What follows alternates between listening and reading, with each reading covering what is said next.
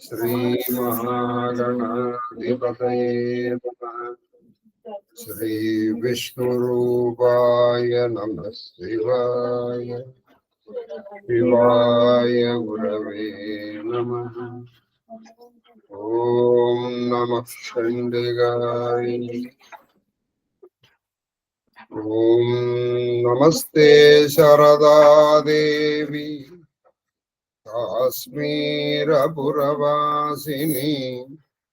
त्वामहं प्रार्थये नित्यं विद्यादानं च देहि मे।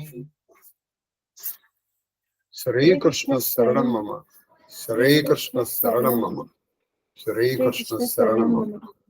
महादेव महादेव महादेव। ఇష్టాగోష్ఠిగా సాగుతున్నటువంటి కాళహస్తీశ్వర మహత్యము రామచరిత మానస ప్రవచన ప్రవాహ తిరుపత కామినిలో 51వ రోజు ప్రవచనము 101వ పద్యము. మనం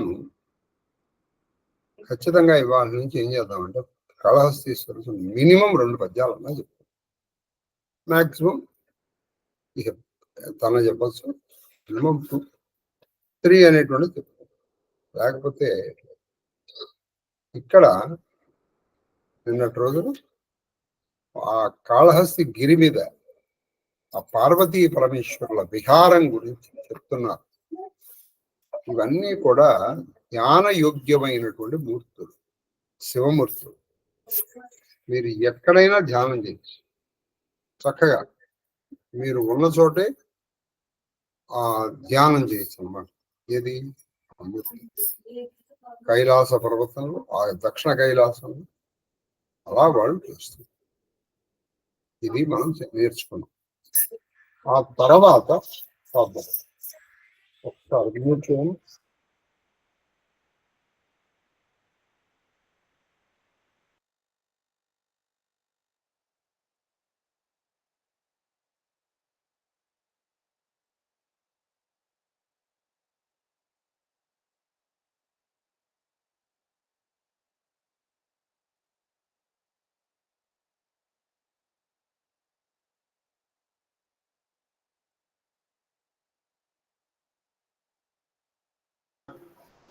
శ్రీమాత్రే నమః. అమ్మ చెప్పండి.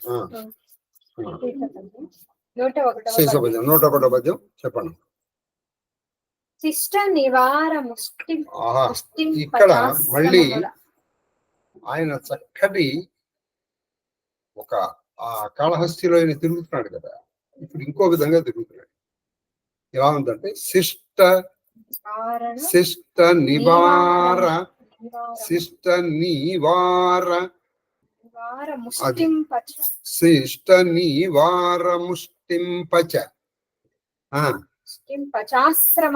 అది శిష్ట నివార ముష్టింపచాశ్రమముల మెలగు సంయమి గృహమేధియకుచు. ఇప్పుడు వశిష్ఠుడు, సప్తర్షుడు వీళ్ళందరూ కూడా సంయమింతులు, కానీ వాళ్ళు గృహస్థులు. వాళ్ళు గుణులు కానీ వాళ్ళు గృహస్థులు. అందుకే మన అరుంధతి వశిష్ఠాభ్యాం నమః, హల్యా గౌతమ సూర్యాద్రిభ్యాం నమః వీళ్ళందరూ. ఈయన చక్కటి గృహమే. ఎవరు? శివుడు. ఎక్కడ? కాళహస్తి. కొన్ని ఆశ్రమాల్లో ఈయన చక్కగా మనకి ఈ పురుషుడు మన దీంట్లో చెప్తారు చూడండి, మంత్రపుష్పంలో నీవారసూకవత్తన్వై పీతాభా ఆస్వత్యనూపమా శిఖాయా మధ్యే పరమా ఆత్మా వ్యవస్థితః. నీవార సూకములు ది బెస్ట్ క్వాలిటీ రైస్ అన్నమాట. అవి ఎలా ఉంటాయంటే దాని కొస చాలా సన్నగా ఉంటుంది. నీవార సూకవత్తన్వి, దానితో పాటు సమానమైనటువంటి శరీరం కలిగినటువంటి అంటే అంత సూక్ష్మాతి సూక్ష్మ. ఆ నీవారము అనేటువంటి గింజలతో ముష్టింపచ, అంటే ఒక ముష్టి, ఒక పిడికెడు నీవార సూకములు తీసుకుని దాన్ని పచనము చేసి, అంటే వైశ్వదేవం చేసేవాళ్ళు ఒకప్పుడు బలి. ఆ బలి చేసి మనం చెప్పాను, ఒక నిజమైన గృహస్థు ఏం చేస్తాడంటే పొద్దున దేవతార్చన చేసుకుని మధ్యాహ్నం సమయానికి వైశ్వదేవం బలి చేసి, అదొక పిడికెడు ఉంటే చాలు, చేసి మిగతాది బలిగా పెట్టేసి ఆచమనం చేసి అతను ఎవరి కోసమైనా వెయిట్ చేస్తారు, ఎవరి అతిథి కోసం. అందుకే మనం చెప్తున్నాం భవ కుతపవేళ, భవ క్షుధా వేదనచే తప కుతపవేళ అని. అప్పుడు ఎవరన్నా వచ్చారనుకో వాళ్ళకి పెట్టి కాబట్టి ఇక్కడ ఏం చెప్తున్నారు వినినా, కొన్ని చోట్ల ఈయన ఆ పార్వతీ పరమేశ్వరులు ఆవిడ చక్కగా ఏది ఒక సోమయాజులు, ఒక సోమవేది, ఒక ఆవిడ ఈయన సోమయాజు, ఆవిడ ఈ సోమయాజులు గారి భార్య. వీళ్ళిద్దరూ ఎలా ఉన్నారంటే సోమిదేవం, ఆవిడ సోమిదేవి, ఈవిడ సోమయాజు, వీళ్ళిద్దరూ వడ్లుతున్నారు, చక్కగా వైశ్వదేవం చేసుకుంటారు. కొన్ని చోట్ల అలా కనిపిస్తున్నారు వీళ్ళిద్దరు. అంటే ఆయన్ని చూడగలిగిన వాళ్ళకి అన్ని చోట్ల ఆయన కనిపిస్తున్నాడు. ఒక చోట, ఇంకొన్ని చోట్ల నిన్న మనం విన్నాం ఆయన ఒక్కొక్క చోట ఎలా ఉన్నారు. ఇప్పుడు చూడండి, ఒక గృహమేది అంటే గృహస్థాశ్రమాన్ని చక్కగా పాటిస్తున్నాడు. ఇంకొన్ని చోట్ల కాంతార మధ్య పక్కన, అది కాంతార మధ్య పక్కన విహారంబులు సలుపు సంసారి. ఇంకో చోట కాంతార అంటే అడవుల్లో కాంతార కాంత్యమార మధ్యమ పక్కన, కాంతార మధ్యమ పక్క అంటే కాంతారంలో అడవుల మధ్యలో, పక్కన అంటే శబరాలయము, శబరి ఇటువంటి బోయలు ఉండే ప్రదేశాన్ని పక్కన అంటారు. మనం ఒకప్పుడు విన్నాం పక్కన నిక్కోణ సిద్ధములు అని, ఈ మొదట్లోనే విన్నాం. ఆ వాళ్ళల్లో ఆ శబరాలయంలో ఈయన ఒక కిరాతుడిగా తెలిసిపోయాడు. ఈయన ఎరుక, ఆవిడ ఎరుకతగా అక్కడ సంసారిగా ఉంటున్నాడు. వాళ్ళు ఉన్నట్టు, వీడు కూడా వేట వెళ్ళినట్టు, ఆ వేట అంటే వాళ్ళలాగా వాళ్ళు ఎలా ఉంటారో, వాళ్ళ జీవన విధానం ఎలా ఉంటుందో ఈయన కూడా అలాగే ఉండాలి అక్కడ. పార్వతీ పరమేశ్వరుడు ఇక్కడేమో ఇలా వైశ్వదేవం చేసుకుంటున్నారు. మీరండి ఇక్కడ చూస్తే శివుడిని మించినటువంటి యోగి, శివుణ్ణి మించినటువంటి భోగి, శివుణ్ణి మించినటువంటి త్యాగి, శివుణ్ణి మించినటువంటి రాగి ఇంకోటి ఎవరు లేరు. రాగములు, భోగములు, యోగములు, త్యాగములో శివునితో సాటి దైవం ఇంకోటి లేరు, ఎవరు లేరు. మీరు ఎంత రాగం అంటే ఆయన అర్ధదేహం ఇచ్చి వారేసాడు, నీకు ఎవడున్నాడు చెప్పండి. అంటే నిరంతరమే. ఇక త్యాగం అంటారా, మొత్తాన్ని వదిలి పారేసి శ్మశానంలో ఉంటున్నాడు. అన్ని వదిలేసి ఎవరికి ఎవరికి అక్కలేని హాలాహలం తిన్నాడు. నిన్న నీలకంఠం అంటే చెప్పాను మీకు. ఇక యోగం అంటారా, నిరంతరము ఎప్పుడు తపస్సు. ఇక భోగం అంటారా, చూస్తారా ఆయన భోగం. భోగములో గాని, యోగములో గాని, త్యాగములో గాని, రాగములో గాని. అందుకే శివ కుటుంబం మనకి పరమాదర్శమైనటువంటి. ఇక్కడ కొన్ని సందర్భాల్లో ఒక కిరాత మధ్యంలో, కాంతార మధ్యంలో, అడవుల మధ్యలో ఒక బోయేవాడిలాగా ఉండిపోతున్నాడు. కరెక్ట్ గా బోయేవాళ్ళని అందరూ బోయేవాళ్ళు అనుకుంటున్నారు. దీన్ని గుర్తుపట్టగలిగిన వాళ్ళు గుర్తుపడుతున్నారు. మహానుభావులు కూడా అండి, వాళ్ళు వాళ్ళలాగానే ఉంటారు. వాళ్ళు ఇంకా చెప్పాలంటే వాళ్ళు బాలోన్మత్త పిశాచవత్ అని చెప్తారు. వాళ్ళని గుర్తుపట్టగలిగిన వాళ్ళు గుర్తుపట్టేస్తారు. వాళ్ళ తేజస్సు అలా కనిపిస్తుంది. లేని వాడికి మనకి పిచ్చివాళ్ళగానే కనిపిస్తుంది. ఇక్కడ ఏంటంటే మొన్న గురుగీతలో ఒకటి చెప్పారు చూడండి, నిజమైన పాపాత్ముడు ఎవరో తెలుసా అసలు? మంత్రాన్ని అదే అండి, ఏకాక్షరి, త్రియక్షరి, పంచాక్షరి, అది 5 అక్షరాలు అనుకునేటువంటి వాడు. అంటే మామూలు మాటలకు మాట్లాడడానికి పనికొస్తున్నాయిగా మాటలు, అటువంటి మాటలు, అటువంటి శబ్దములు అనుకునే అక్షరాలు కూడా కాదు, మా శబ్దములు అనుకుంటారు. 2 సాలగ్రామాన్ని చూసి అది శిల, అది రాయి అనుకునేది. 3వది నీకు మంత్రం ఇచ్చినటువంటి గురువుని నాలాగే కరచరణాలు ఉండి నాలాగే అన్ని శరీర అవసరాలు తీర్చుకుంటున్నటువంటి ఒక మనిషి. అయిపోయింది. ఇంకెవరికి నీకు వాడు గురువు కాదు, నువ్వు శిష్యుడివి కాదు. మీ ఇద్దరి మధ్య ఆ సంబంధం ఎప్పుడో సరిపోయింది. It has come to a lasting point. ఆ గురువురోధికం నీకు అప్పటి తర్వాత అనకూడదు. ఆ గురువురోధికం నువ్వు అన్నావంటే నువ్వు గురువు ప్రశ్నించకూడదు. ప్రశ్నించే స్థితికి నువ్వు వెళ్ళిపోయినప్పుడు నువ్వు గురువు అని అనకూడదు. అది 2 కాంట్రడిక్షన్స్. వీడే అసలు పాపాత్ములని గురువు. కాబట్టి మనల్లోనే తిరుగుతూ ఉంటారు. గుర్తు పట్టగలిగిన వాడు గుర్తుపడతాడు. తర్వాత 3వది అది సంతతంతర్యాగ సాధక స్థలముల సిద్ధ గృహస్థుడగు. చూడండి, అక్కడ సంసారి, ఇక్కడ మంచి గృహస్థుడు. మొదట గృహం మేధి, బాగా గుర్తు పెట్టుకోవాలి. ఇందులో ఒక మామూలు గృహస్థుడు ఎలా ఉన్నాడంటే అంతర్యాగం. ఈ అంతర్యాగం గురించే 2 పద్ధతులు ఉన్నాయండి. మీకు ఎలాగో చెప్తాను. వీళ్ళని వీర మాహేశ్వరులు, వీర శైవులు అంటారు. వీర శైవులు ఏం చేస్తారంటే అంతర్యాగం. ఈ అంతర్యాగం అంటే ఏం జరుగుతుందంటే నిజానికి అంతర్ముఖ సమారాధ్యం. వాళ్ళు బహిరంగంగా ఏమి చేయరు.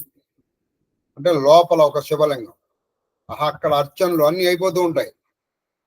వాడు ఇక్కడ బయటికి మాట్లాడుతూ ఉంటాడు, ఇవంతా జరుగుతుంది. లోపల వాడు కాశీ వెళ్ళిపోతాడు, నీతో మాట్లాడుతూ ఉంటాడు. ఆ కాశీలో విశ్వనాథుని ఎదురుకుండా కూర్చుంటాడు, అభిషేకం చేస్తూ ఉంటాడు, అక్కడ దళాలు వేసేస్తూ ఉంటాడు.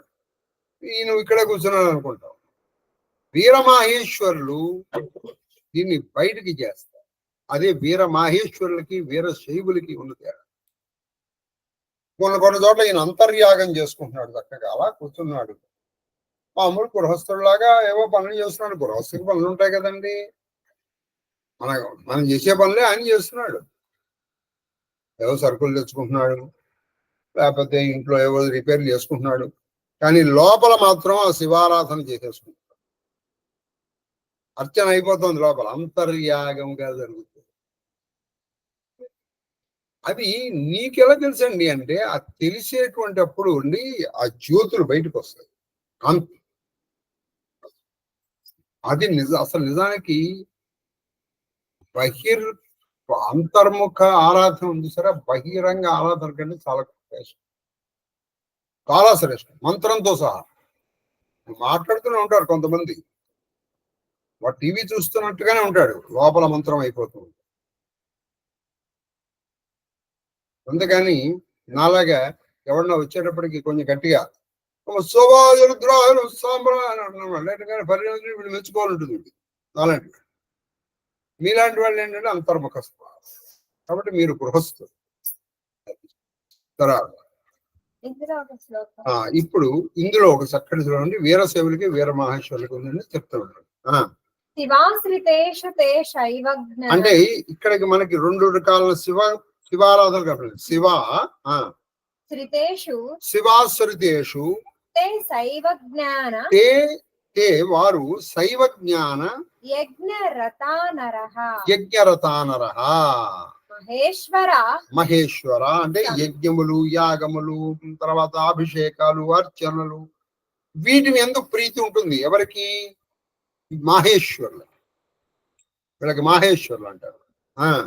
సమాఖ్యాత అంటే మహేశ్వరులు అని పిలుస్తారు.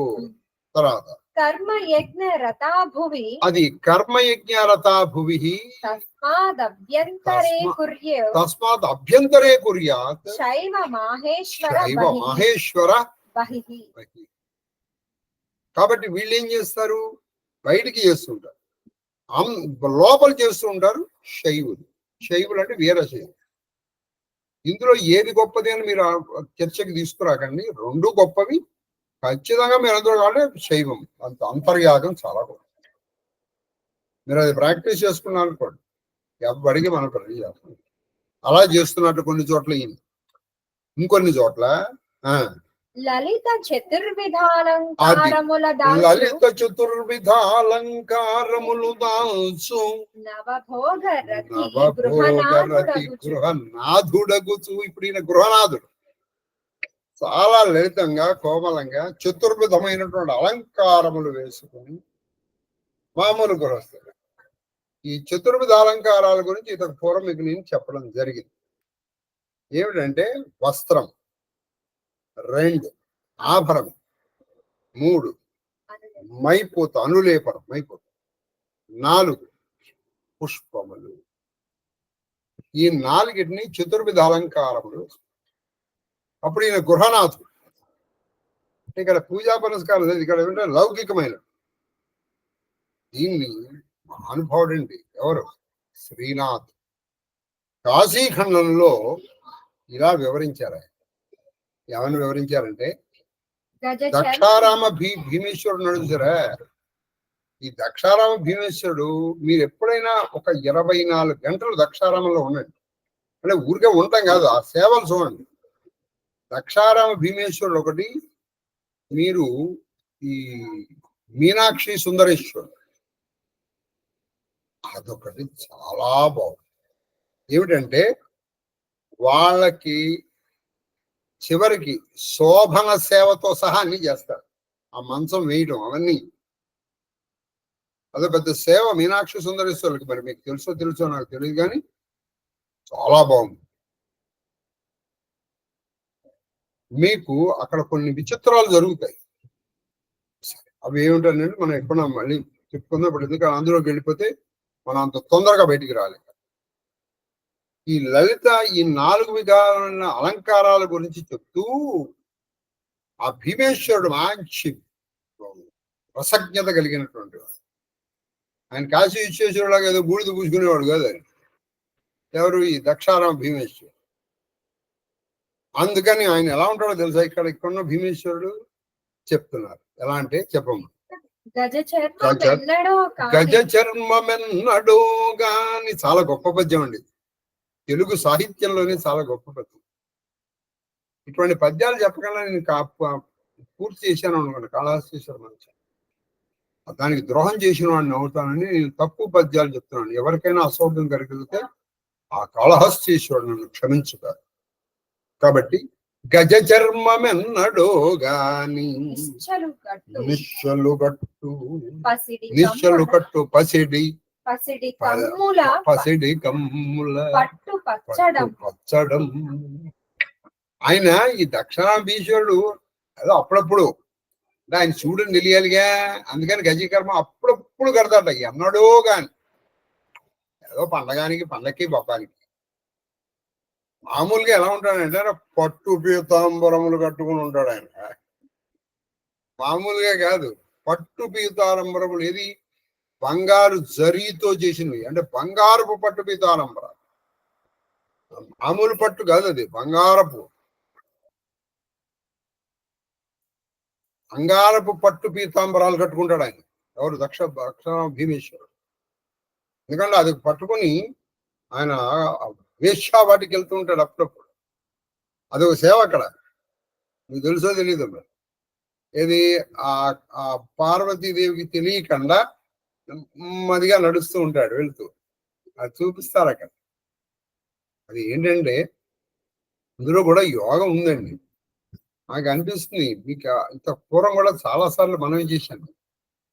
ఆస్వాదన శక్తి ఉంటే గాని భక్తి మనకి అర్థం కాదండి. అదే భక్తులు అలా రాయరండి.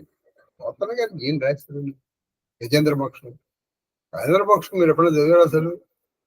అందులో ఆ పొలంలో దిగిన గజేంద్రుడిని వర్ణిస్తారు. ఇది మనకి కొన్ని దుష్ప్రచారాలు జరిగినాయి. అందుకే ఇటువంటి కావ్యాలన్నీ పక్కన పడిపోయాయి. ఇప్పుడు దూర్జుడు భక్తి లేనివాడని, ఇటువంటి శ్రీనాథుడు భక్తి లేనివాడా? స్వాదన శక్తి అండి. ఇప్పుడు ఆయన అలా చేస్తున్నాడు. శివుడు చతుర్విధ అలంకారాలు పెట్టుకున్నాడు అంటే నువ్వు పెట్టుకోవడానికి భక్తిలో ఉన్నప్పుడు నిన్ను భోగాలు వదిలేమని ఎవరు చెప్పలేదండి. హాయిగా అనుభవించమని. అది సంగతి. చెప్పండి. హసితమెన్నడో కాని అది హసితమెన్నడో గాని ప్రతిదినము అలందు మలయజంబు కుర్రంగ మదము కూర్చి ఆయన భస్మోద్ధూడిత విగ్రహ ఏది ఆ భస్మం పూసుకుంటాడు అని అంటున్నా. అది అప్పుడప్పుడు మరి రోజు ఈయన ఏం పూసుకుంటాడంటే అంటే మలయజము ఆ కుర్రంగ మదము, ఆ కుర్రంగం అనేటువంటి జంతువు నుంచి వచ్చినటువంటి మదము చూసారా, దాన్ని మలయజంతో కలిపి రంగరించి బాంచి సువాసన వస్తుంది. అది రాసుకుంటాడు ఆయన. మలయజముతో కలిపినటువంటి కుర్రంగ మదమును రంగరించి అది మొత్తం శరీరానికి రాసుకుంటూ ఉంటాడు. ఎప్పుడు మరి అదేంటి శివుడు అప్పుడప్పుడు ఏదో అందరికి తెలియడానికి లేదు. అందరూ వచ్చినప్పుడు శివుడు కదా ప్రస్పాదు వీళ్ళు వెళ్ళిపోయారు, అందరూ వెళ్ళిపోయారు నాన్న భక్తులు, ఇది తీసేసి అది తీసుకురా అంటాడు. అది తగ్గి అదనమాట. అలా వేసుకుంటూ ఉంటాడు. తర్వాత నిడుద పాముల రాజు తొడవులెన్నడో గాని హారహారంబులు నిత్యము ధరించు. ప్రతిరోజు ఈయన కట్టుకుంటాడు. ఏంటంటే హారకేయుర మకుట కటకాద్యైరలంకృతాభి. మీరు కమనీయ స్మిత ఇది కరెక్ట్ అంతర్యాగంలో ఉందండి. ఇది మీరు శ్రీచక్రారాధన చేసేటప్పుడు తస్యోత్సుంగే సమాసీన కట్టలం ఆ కామేశ్వరం ఛాత్వ అని చెప్తూ ఆ కామేశ్వరుడు ఎలా ఉన్నాడంటే మంచి అలంకారాలు పెట్టుకుని ఉన్నాడు. ఆయన ఎటువంటి అలంకారాలు పెట్టుకున్నాడు ఆయన? అప్పుడప్పుడు ఆ నిడుద పాములు, బాగా పొడవైనటువంటి పాములు మెడ మీద ఒకటి, ఇక్కడ ఒకటి, అక్కడ ఒకటి పెట్టుకున్నాడు. నిత్యం ఏమిటున్నాడంటే బ్రహ్మాండమైన హార్, కేయూర్, కంకణ, అంగుళీయక, కాంచి, నూపురములు, ఇక్కడి నుంచి మకుట, హార, కేయూర, కంకణ, కాంచి, నూపురములతో శోభిస్తున్నాడు ఆయన. బ్రహ్మాండంగా ఉంది అసలు.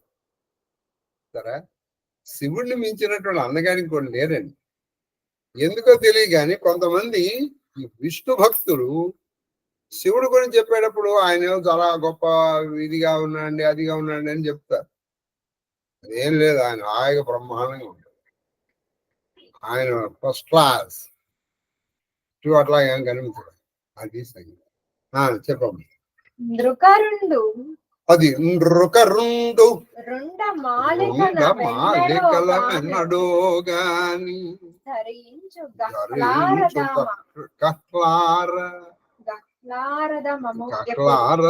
ఇప్పుడు ఆయన ఎప్పుడు ఈ రుండమాలలు, కపాలమాలలు పెట్టుకు అది పక్కన పెట్టేసి ఎప్పుడు ఏం పెట్టుకుంటూ ఉంటాడంటే బ్రహ్మాండమైనటువంటి పుష్పమాలలు ధరిస్తూ వస్తూ ఉంటాడు. ఎంత సువాసనలు వెదజల్లేటువంటి, సహజమైనటువంటి సువాసనలు వెదజల్లేటువంటి ఆ పుష్పమాలను ధరిస్తూ ఉంటాడు ఆయన. ఇప్పుడు నేను చెప్పింది ఇది శ్రీనాథుడి. చూడండి, ఇందులో చతుర్విధ అలంకారాలు ఉన్నాయి. మొదటిది వస్త్రం, రెండోది పూత, మూడోది ఆభరణం, నాలుగోది పువ్వు. అలంకరణ శివుడిని ఊహించుకోండి మీరు. ఇలాంటి వాడిని ఊహించుకోక్కర్లేదు. అలా కూడా వస్తాడు దక్షారామ భీమేశ్వరుడు. ముఖ్యంగా దక్షారామ భీమేశ్వరుడు. మళ్ళీ అక్కడ మీనాక్షి సుందరేశ్వరుడు, మధుర మీనాక్షి సుందరేశ్వరులు వాళ్ళు మంచి రసజ్ఞులు అన్నమాట. వాళ్ళు ఇప్పటికి కూడా అక్కడ అందుకే కళ్యాణాలు జరుగుతూ ఉంటాయి. కాబట్టి కొన్ని చోట్ల ఈయన మామూలు గృహస్థుడిలాగా చక్కగా అలంకరించుకొని ఆ భార్యతో సరసాలాడుతూ తెలిసిన అక్కడ చుట్టుపక్కల వాళ్ళతో సరదాగా కాలం గడుపుతున్నటువంటి శివుని చూస్తున్నారు కొన్ని చోట్ల. ఏమో బాగున్నావు అంటే బాగుండకేముందో నువ్వు ఉన్నాగా అని. అది ఏంటి ఏం చేస్తున్నావు, నీళ్ళు వస్తున్నావు ఏంటి అన్నాడు. అప్పుడేనా నువ్వు అక్కడ నేను ఇక్కడ నీళ్ళు ఎలా పోసుకుంటాను చెప్పు అందుతాడు. అది సంగతి. మంచు గుబ్బలి రాజు కుమారి అది మంచు గుబ్బలి రాజు కుమారు గోడి. ఈయన ఎక్కడ ఎలా ఉన్నాడు? ఆ మంచు గుబ్బలి, ఆ మంచు కొండ రాజు యొక్క కూతుర్నితో కలిసి ఉన్నాడు ఈయన. మొత్తం ఎక్కడైనా సరే, అక్కడ వైశ్వదేవం చేస్తున్నప్పుడు గాని, ఇక్కడ బోయల సంసారిగా ఉన్నప్పుడు గాని, అంతర్యాగం చేస్తున్నప్పుడు గాని, ఇలా మామూలు గృహస్థులుగా చతుర్భుజ అలంకారములతో ఉన్నప్పుడు గాని ఆ మంచు గొబ్బలి రాజు కుమారుతో కొన్నాడు ఈయన కలిసి. వేలుపుల పెద్ద వేల్పుల పెద్ద అంటే నిజానికి బ్రహ్మదేవుడు చెప్తారు, కానీ పెద్ద అంటే శ్రేష్ఠుడు అని కూడా అర్థం. కాబట్టి వేల్పుల్లో కల్లా శ్రేష్ఠుడు దేవతా చక్రవర్తి అయినటువంటి ఈయన యము దిశ దక్షిణ కైలాసంలో వెండి కొండ. తను తెలిసిన వారికి, అది వెండి కొండను తను తెలిసిన వారికి అన్ని దశల తాను గురించి, తను తెలిసిన వారికి అన్ని దిశల తాను గురించి నిజానికి ఈయన తెలిసినటువంటి వాడిని ఎక్కడ పడితే ఈయన అక్కడే కనిపిస్తున్నాడు. ఈయన తెలియని వాడికి ఈయనకి ఎక్కడా కనపట్లేదు. చూడండి, ఈయన తెలిసిన వాడిని అనుకోండి, ఇటు వెళ్ళేటప్పటికి అక్కడ ఏదో వైశ్వదేవం చేసుకుంటున్నాడు, నమస్కారం పెట్టుకుని ఇటు వెళ్ళాడు. అక్కడ ఒక కిరాతుడుగా కంసాలం చేసుకుంటున్నాడు, అయ్యో నమస్కారం ఇటు వెళ్ళాడు. ఇక్కడ అంతర్యాగం చేసుకున్నాడు. చూడండి, తెలిసిన వాళ్ళకి అన్ని దిక్కులు ఆయనే కన్నాడు, తెలియని వాళ్ళకి ఎదురుకుండా ఉన్నది. ఖచ్చితంగా చెప్తాను, కొన్ని సందర్భాల్లో మహాక్షేత్రాల్లో మీకు మహానుభావుడు ఎదురుపడ్డా వాడు ఒక ముష్టివాడు, ఒక జంతువు, ఒక పిచ్చివాడు, ఒక మామూలు యాత్రికుడు అనుకుని మీరు వదిలిపెట్టేస్తారు. ఇది మాత్రం గుర్తుపెట్టుకోండి. అందుకని కనీసం మహాక్షేత్రాలకు వెళ్ళినప్పుడు ఎవరిని తోలనాడు. మీ దురదృష్టం కొద్దీ ఒక మహానుభావుడు, వాడు చూడండి ఎలా ఉన్నాడే, ఆవిడ చూడండి ఎలా ఉందా, మీరు చుట్టూ ఏంటి. ఇది కనీసం క్షేత్రాల్లో నోరు మెదపకండి. పాపం చేసి పాపం మూట కట్టుకొని వస్తారు మీరు క్షేత్రాలకు వెళ్ళి ఇటువంటి మాటలంటే. ఇప్పుడు మీరు ఏ దుర్గగుడికో వెళ్ళారు, అక్కడ ఎవడో ఒక వాడు ఇట్లా చింపులు చుట్టూ వేసుకుని దేవుడు అనబడు, ఎలగాలానికి ఇలాగైనా వచ్చేది నీకు. నువ్వు ఏడుపు, నువ్వు ఎందుకు వెళ్ళావు అక్కడికి? దండం పెట్టుకుని రా, అమ్మవారిని చూడు. అంతేగాని చుట్టుపక్కల వాళ్ళని చూసి వ్యాఖ్యలు ఎందుకు నీకు? నేను ఖచ్చితంగా మీకు కనీసం నా మాట మీద నమ్మకం ఉంటే నమ్మండి. లేదు సార్ మేము పాపం మూటగట్టం కట్టు అనుకోండి, ఎవడి కర్మ వాడు అనుభవిస్తాడు. నేను మీ కర్మకి నేను కర్తాను. శని అసలు ఎప్పుడు అనొద్దు. మీరు రోడ్డు మీద వెళ్తున్నాడు, ఎవడిష్టం వచ్చినట్టు వాడు వెళ్తాడండి, నీకు ఎందుకు చెప్పు? ఎవడిష్టం వచ్చినట్టు వాడు వెళ్తాడు. ఒక ఉన్నాడు, వాడు షర్ట్ వేసుకోకుండా తిరుగుతుంటాడు. నీ షర్ట్ వేసుకో, నీకు నిన్ను తీయమంటలే కదా, నిన్ను తీయమన్నప్పుడు కదా నీకు సమస్య. కాబట్టి ఎదటి వాళ్ళ గురించి తక్కువ, ఎంత తక్కువ లేదా అసలు కామెంట్ చేయకుండా ఉంటే మంచి. ఎందుకంటే వాడు ఒక మహానుభావుడు అయ్యాడు అనుకో, కొన్ని జన్మలకి సరిపడ పాపం నువ్వు మూట కట్టుకో, తర్వాత నువ్వు ఏం చేసినా లాభం. ఇది ప్రాయశ్చిత్తం లేని పాపం. కాబట్టి ఇలా అన్ని చోట్ల తానై ఉన్నటువంటి శివుడిని ఇంకొకసారి తెలుసుకొని ఇంకో పద్యానికి వెళ్తాం.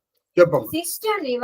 శిష్ట నివార ముష్టి పచాశ్రమముల మెలగు సంయమి గృహమేదియగుచు కాంతార మధ్యమ పక్కన విహరముల సలుపు కిరాతి సంసారియగుచు సంతతంతర్యాగ సాధక స్థలముల అలరారు సిద్ధ స్పృహస్థుడగుచు లలిత చతుర్విధాలంకారముల దల్చు నవభోగరతి, కొత్తదైనటువంటి భోగరతి. ఇప్పుడు చూస్తున్నాడు ఆయన. ఈవిడితోనే కాదు, సరదాగా మాట్లాడటం కూడా రావాలండి మీకు సరదాగా రావాలి. మాట్లాడటం రాదనుకోండి అని ఇలా అంటావు. నీకు సరదాగా మాట్లాడవచ్చు అనుకోండి, ఒక మాటకి నువ్వు చక్కటి అదే తెలుగుగా సమాధానం చెప్పేస్తావు. నీకు కోపం ఎప్పుడు వస్తుందంటే నీకు తిరిగి సమాధానం చెప్పనప్పుడే కోపం వస్తుంది, సమాధానం చెప్పడం రానప్పుడే. సమాధానం చెప్పగలిగావు అనుకో, నువ్వు అదే విధంగా సమాధానం చెప్పేది, అంతే విధంగా సమాధానం. కాబట్టి రతిభోగ సలిపేటప్పుడు ఈయన చతుర్విధ అలంకారాలతో ఉన్నాడు. ఎందుకంటే ఎక్కడన్నా కొంచెం సరదాగా మాట్లాడుకున్నప్పుడు నువ్వు ఇలా ఉంటే ఎలా అలా ఉంటావు. అందుకే శ్రీనాథుడు ప్రతినిధి. కాబట్టి ఈయన ఎప్పుడు కూడా తర్వాత మంచు గుబ్బలి రాజు కుమారి కూడి వేలుపుల పెద్ద జముదెస తన్ను తెలిసిన వారికి అన్ని దిశల తానగుచు బహువేషధారి. బహువేషధారి చూడండి, మీరు మొత్తం నమ్మకం తీసుకోండి, అన్ని ఆయనే. నమో జ్యేష్ఠాయ జగనిష్ఠాయ నమః పూర్వజాయ వరజాయ నమో మధ్యమాయ ప్రగల్భాయ. మరి నువ్వు ఎక్కడ కదరా పెద్ద, నీకంటే పెద్ద అన్నాడు. నిజంగా నీకు నమ్మకం వచ్చిందనుకోండి, నోటికి రావడం కాదు ఆచరణలోకి వచ్చిననుకోండి, నువ్వు శివుడు నీకు తప్ప నీకు ఏది కనిపించదు. నీకంటే పెద్దవాడికి నమస్కారం, నీకంటే చిన్నవాడికి నమస్కారం, నీకంటే నమస్కారం, వీరికన్నా వాడికి అందరికీ నమస్కారం. అది తర్వాత ఉత్పలమాల. ఇది చాలా గొప్ప పద్యం. అక్కడ గణేశుడు కూడా ఉన్నాడు. ఆ గణేశ వాసమగు గిరి నల్దెస ఆమడన్. చూసారా, అక్కడ గణేశుడు కూడా ఉన్నాడు. ఆ గణిదేశంలో నలుదెసలా ఒక ఆమడ వాయుల్లో విచిత్రం ఏం జరుగుతుంది తెలుసా? ఎవడైనా చనిపోవడానికి సిద్ధంగా ఉన్నాడు అనుకోండి, ఆ చనిపోయే స్థితి చూపిస్తారు ఇప్పుడు అక్కడ. యమగ్రాస మహర్హ దేహులకు అంటే యముడికి ఆహారంగా వెళ్ళటానికి సిద్ధంగా ఉన్నటువంటి దేహులకు, శరీరం గలవాళ్ళు అంటే చనిపోవడానికి సిద్ధంగా ఉన్నాడు వాడు. ఈ చనిపోయేటప్పుడు ఎలా ఉంటుంది పరిస్థితి చెప్తున్నారు. కానీ కాళహస్తిలోట ఆ చనిపోవడం కూడా మోక్షమే. ఎందుకో తెలుసా ఎలాగో? కాలము సేరు. ఏ కాలము? యముడికి నువ్వు నీ శరీరం ఆహారంగా వెళ్ళడానికి సిద్ధంగా ఉంటే అప్పుడు ఆ చేరువ అయిందనుకోండి, అప్పుడు దీర్ఘ నిశ్వాసము. అది దీర్ఘ నిశ్వాసము హంస మంత్రమని. అక్కడ నిమిషం, హంస మంత్రం అని ఒక మంత్రం ఉంది. దీన్ని అజపా గాయత్రి అంటారు. నువ్వు ప్రతి జీవి కూడా ఆడ కాదు, మగ కాదు, ఈ కులం కాదు, ఆ కులం కాదు, అన్ని కులాలు ఈ గాయత్రి చేస్తారు తెలుసా మీకు? దీన్ని అజపా గాయత్రి. ప్రతి వాళ్ళు దీన్ని 21,000 మార్లు పారాయణ చేస్తారు ప్రతిరోజు. ప్రతివాడు హం సహా అంటే మీరు ఊపిరి తీసి ఊపిరి వదులుతున్నప్పుడు హం సహా హం సహా. మీరు అనక్కల్లా, ఆ జీవుడు అంటున్నాడు.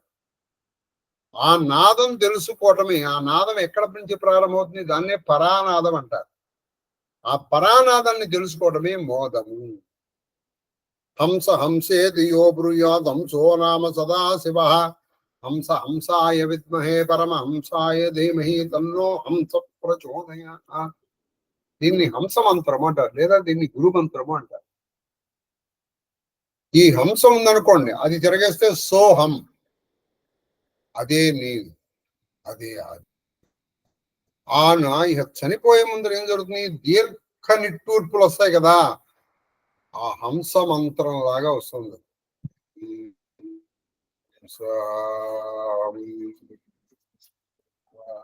అని పైకి అంటున్నాను. ఆ కాళహస్తిలో ఇక చనిపోవడానికి ముందర వాళ్ళకి గాలి గట్టిగా తీసుకుంటారు. తీసుకున్నప్పుడు దీర్ఘమైనటువంటి వస్తుంది, అదే హంస దగ్గర. అంటే ఆ జీవుడు హంస మంత్రాన్ని జపిస్తున్నాడు అక్కడ. 2 చక్షులు. అది హకారేణ బహిర్యాతి సకారేణ విషేత్పున. అది సకారేణ విషేత్పున. హంస హంసేతి సేత్యతో మంత్రం సేత్యతో మంత్రం జీవో జపతి జీవో సర్వదా జపతి సర్వదా. చూడండి, ప్రతి జీవుడు ప్రతి క్షణము చేస్తూ ఉంటాడు ఈ హంస మంత్రాన్ని. అజపానామ అందుకని దీన్ని అజపానామ గాయత్రి చూడండి, యోగిన అజపానామ గాయత్రి యోగిన యోగిన మోక్షదాయిని మోక్షదాయిని అస్యాః స్యాహ సంకల్ప మాత్రేన నరః పాపై నర పాపై ప్రముచ్యతే. ప్రముఖం. ఇది నువ్వు సంకల్పం చేస్తున్న నీ పాపములన్నీ పోయి. అందుకని ఇది నువ్వు మౌనంగా ఉన్నప్పుడు నీ వాయువుని నువ్వు దృష్టి పెట్టు. మళ్ళీ నువ్వు ప్రాణాయామం ఏం చేయగలాలి, ఎలా వస్తుంది ఎలా పోతుంది, ఎలా వస్తుంది ఎలా పోతుంది, హంస. అప్పుడు ఏం జరుగుతుందంటే నువ్వు లోపలికి అంతర్యాగంలోకి వెళ్ళిపోతావు. వాళ్ళకి తెలియకుండానే హంసలోకి వెళ్ళిపోతున్నారు. ఇదే హంసమం. అది సరే. తర్వాత చక్షులు మూయుట చక్షులు మూయుట యోగ నిద్రము యోగ నిద్ర. వాళ్ళు నెమ్మదిగా కళ్ళు మూతలు పడిపోతున్నాయి. అది ఎలా ఉందంటే యోగ నిద్రలోకి వెళ్ళిపోతారు. యోగ నిద్రలోకి వెళ్ళిపోతున్నారు వాళ్ళు. తర్వాత మూర్ఛా సమయం మూర్ఛా సమయంబు పరవశత్వం. ఇక నెమ్మదిగా స్పృహ కోల్పోయారు. అంటే ఇక బయట ఏం జరుగుతుందో తెలియట్లేదు. ఇక అది ఏమిటయ్యా అంటే పరవశత్వం. అంటే ఈ జీవుడు ఆ పరమాత్మలో కలిసేటప్పటికి నీకేమో తెలియదు. ఇక్కడ నిజానికి ఏం జరిగింది, మూర్ఛ. ఇక్కడ చనిపోయే ముందర వాడికి ఏమీ తెలియదు. కానీ అక్కడట కాళహస్తిలో ఆ గిరికి కొన్ని ఆమడల దూరంలో చనిపోయే ముందర పరవశత్వం వచ్చేస్తుంది. అంటే ఇంచుమించు కాశీతో సమానంగా చెప్పేస్తున్నారు. చచ్చుట మోక్షము. చివరికి చనిపోవడం చూసారు, అదేం లేదు, మోక్షం చివరికి అంతే. కాబట్టి కాళహస్తిలో ఆ ప్రాణోత్క్రమణమంతా యోగం. ప్రాణోత్క్రమణం చెప్పారు ఇక్కడ. ఏది, గాలి గట్టిగా వదిలేయటం, అదంతా హంసమంతం. ఆ చక్షుల కళ్ళు మూతబడిపోవటం, అది యోగనిద్ర. యోగనిద్రలో ఉద్యుక్తుడవుతున్నాడు. ఇక మూర్ఛ అంటే అక్కడ ఏంటంటే తెలియటది, ఇంద్రియములు పనిచేయట్లా. పిలుస్తుంటే వినపట్లేదు. మనం పిలుస్తూ ఉంటాం కానీ ఇంకా జీవుడు ఉన్నాడు, వాడికి వినపట్లేదు. అంటే ఈ పంచేంద్రియోన్మాదమును చక్క చేసి, మీరు గజేంద్ర మోక్షం చూడండి, ఆ పంచేంద్రియ యొక్క ఉన్మాదము వాటికి పోతుంది. ఆ పంచేంద్రియోన్మాదం చక్క చేయడం ఏంటంటే పరవశత్వం. అంటే పర అంటే మీకు చెప్పాను, ఏది మీకు అందదో అది పరమమైనది పర అంటే ఇతరులు అని కాదు. ఇక్కడ మన వైదిక భాషలో పర వేరు, మామూలు మన భాషలో పర వేరు. పరపురుషుడు అంటే ఇక్కడ పక్కవాడని, కానీ ఇక్కడ పరపురుషుడు అంటే పురుషోత్తముడు అని.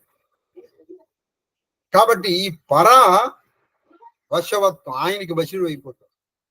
చివరికి చనిపోయాడు అంటే శరీరాన్ని వదిలేశాడు. మోక్షం ఇది కాళహస్తి.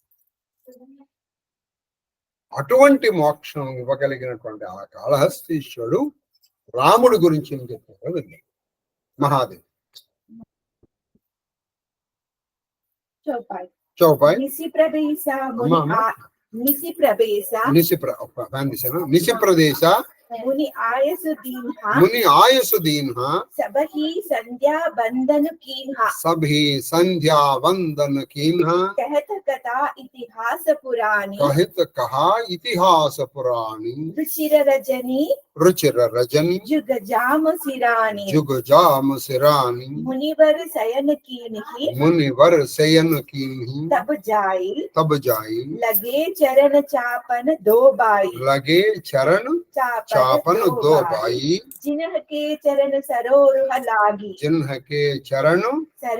लागी सरोरुह लागी करत विविधा जप जो करत వివిధ వివిధ జప జోగ జోగ విరాగి బంధు तेई दो बंधु ప్రేమ జన జీతే प्रेम जन जीते పద కమల పలోటుత ప్రీతి गुरु पद कमल పలోటుత ప్రీతి पलोटुत प्रीते బార బార ముని అజ్ఞ దీనిహి बार बार मुनु అజ్ఞా దీనిహి आज्ञा दीन्हि రఘువర జాయి శయన తబకీనిహి रघुवर जाई सब तन की మీరు శయన కదండి శయన శయన తబకీనిహి తబకి గురు తబకీనిహి సేవ ఎలా చేస్తున్నారో చూడండి. చాపత ఇది చరణ రాముడు అంతటి వాడు గురు సేవ ఎలా చేస్తున్నాడు. ఇది ఇంత పద్యం ఇంత చౌపాయి రాయాల్సిన అవసరం లేదు ఆయనకి. గురు సేవ చేస్తే కానీ ఇంకోటి తప్పలేదు. రాముడు గురు శుశ్రూషయా విద్య కాదు, గురు శుశ్రూషయే విద్య. అది లేకుండా నీకు రాదు రాదు. అది సంగతి. ఏదో నాకు నీ దగ్గర 4 డబ్బులు ఉన్నాయి కదా, ఇంకోటి ఉన్నాయి కదా అని వాళ్ళు మహిమలు పడేస్తే కుదరదు. మీకు ఇంత పూర్వం కూడా నేను చెప్పాను, మీకు కనీసం అట్లీస్ట్ దక్షిణలు ఇచ్చి అవమానపరచకండి ప్లీజ్, దయచేసి. నాకు వాటి మీద అపేక్ష లేదు. ఉన్నప్పుడు నేను స్పష్టంగా అడుగుతాను. ఎంత స్పష్టంగా అడుగుతానంటే మా ఇంట్లో వ్యక్తుల్ని అడిగినట్టే మిమ్మల్ని. ఎందుకంటే నేను ఎవరిని మిమ్మల్ని మా ఇంట్లోకి పరగలుగా ఊహించట్లేదు. ఇది మాత్రం గుర్తుపెట్టు. చెప్పను. చాపత చరణ లకను ఉరలాయే చాపత చరణ్ లకను లకన్ ఉరలాయే సబయస ప్రేమ సబయస ప్రేమ పరమ సచుపాయే పరమ సచుపాయే పుని పుని ప్రభు పుని పుని ప్రభు కహా సోవహు తాత కహా శోభ తాత పౌడే ధరి పౌడే ధరి ధరి ఉరపద జల జాత ఉరపద జల జాత. సంధ్యా సమయమయను ఈ లోపల సంధ్యా సమయం. అంతటా విశ్వామిత్రుని ఆజ్ఞతో అతడి వారందరూ సంధ్యావందనములకు ఆచరించి. చూసారా, మనం మన పని మానేయకూడదు. గురువు గారు గురు సాన్నిధ్యం మనం మనకి చెప్పక్కర్లేదు అనుకుంటాం. గురు సాన్నిధ్యంలో నీ పని మానేమన్నాడు ఎవరన్నా? గురు సాన్నిధ్యంలో అనధ్యాయం అన్నాడు. కాదు, నువ్వు చేయాలి. అందరూ సంధ్యావందనం చేస్తున్నారు. రాత్రి 2 జాముల వరకును ముని వారికి ప్రాచీన పురాణీతి ఇతిహాసములను గురించి చెప్పారు. అది కొంచెం 2 జాముల వరకు చక్కగా అన్ని పురాణ ఇతిహాసాలు కథలు చెప్పారు. విశ్వామిత్రుడు ఇంట్లో పెద్దవాళ్ళు చేయవలసిన పని. వాళ్ళు టీవీని చూస్తూ వీళ్ళని చూడమనకూడదు. పెద్ద అంటే ఈ పని చేయాలి. అది విశ్వామిత్రుడు శయనింపగా విశ్వామిత్రుడు నెమ్మదిగా ఆయనకు పాద సేవలు చేశారు. ఆయనకి ఏదో కాళ్ళు నొప్పులు ఉన్నాయని కాదు, ఆయన తిరగాలి. దొరుకుతాయి అనుకుంటున్నారా మీరు? దొరికిన తర్వాత వదిలిపెట్టుకుంటున్నారంటే వీటి బంగారపు గని దొరికితే వదిలిపెట్టుకున్నాడు. యోగముల చేయి భగవత్ ఉపాసనలు నర్చు పరమ విరాగులు మహాయోగులు ఎవని పాదపద్మను పొందుటకు నిరంతరము సేవలు నర్చుచుందురో అట్టి శ్రీరాముడు సలక్ష్మణుడై ఇప్పుడు తమ గురువైన విశ్వామిత్రునకు పాద సేవలు చేయుచున్నారా. యోగులు ఎంతో కష్టపడి ఏది మనం చెప్తున్నాం, ధ్యాన సమాధి వాసన ప్రాణాయామ ప్రత్యాహార. ఇప్పుడు మనకి మొత్తం 8 ఉన్నాయి కదా. యమ నియమ ఆసన ప్రాణాయామ ప్రత్యాహార ధారణ ధ్యాన సమాధి అష్టాంగ. అటువంటి దాంతో సమర్పించి ఎవరి పాద పద్మముల దర్శనమున కోసం లాలసపడుతూ ఉంటారు. అటువంటి మహానుభావుడు సలక్ష్మణుడై లక్ష్మణుడితో కలిసి విశ్వామిత్రుడి పాదములు వచ్చాడు. విశ్వామిత్రుడికి జన్మ ధన్యమైపు. గురువు పదే పదే చెప్పగా రఘురాముడు శయనించాడు. అన్నా వెళ్ళి పడుకోనన్నా అన్నాడు. అలాగే అలాగే. అది గురుగారు వెళ్ళిపోమంటారా, గురుగారు వెళ్ళిపోమంటారా, గురుగారు వెళ్ళిపోమంటారా అని అనకూడదు. గురువుగారు ఆజ్ఞ కోసం నువ్వు వెయిట్ చేయాలి. చూడండి, ఆయన పదే పదే చెప్పాట. గురు పెడతాను మీరు పడుకో, వెళ్ళినా పర్వాలేదు, 2 సాములు ఇది వెళ్ళిపోడు, వెళ్ళు అన్నారు గురువు గారు. అది చేయాలి.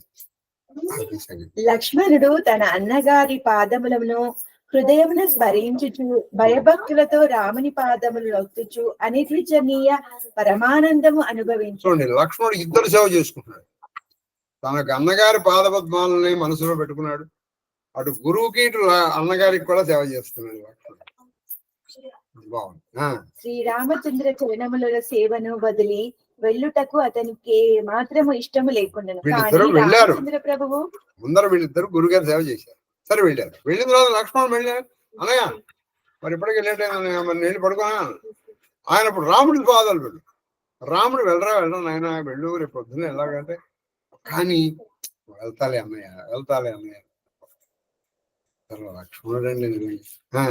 కానీ రామచంద్ర ప్రభు నాయన ఇక వెళ్లి విశ్రమింపుము అని పదే పదే చెప్పిన పిమ్మట లక్ష్మణుడు ప్రభుపాదమును ధ్యానించుచు అక్కడ రాముడు వెళ్ళకపోయాడు, ఇక్కడ లక్ష్మణుడు వెళ్ళకపోయాడు. భక్తుడు, అక్కడ శిష్యుడు.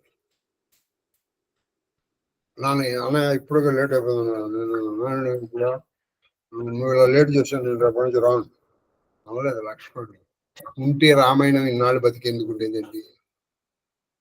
నాళ్ళు రామాయణం ఎందుకు బతికింది? మీకు ఇంత పూర్వం అది చెప్పండి. రామాయణం చేస్తున్నప్పుడు ఒక తల్లి కడుపును పుట్టినప్పుడు వాడు తప్పే చేశాను అనుకోండి, వాడు నువ్వు క్షమించగలిగి ఉండాలి. వాడు నువ్వు క్షమించలేకపోతున్నావు. అప్పుడు మనకి రామాయణంలోనే ఎగ్జాంపుల్ ఉంది. వారి చిగురులు కొట్టుకున్నారు. ఏం జరిగింది? రిజల్ట్ ఏమైంది? రావణ కుంభకం ఏమైంది? నీకు అక్కడ వాడిని క్షమించగలిగినప్పుడు రామాయణం నీకు వంట పట్టిందని అర్థం. లేదనుకోండి, రామాయణం నోటి మీద ఉందని అర్థం.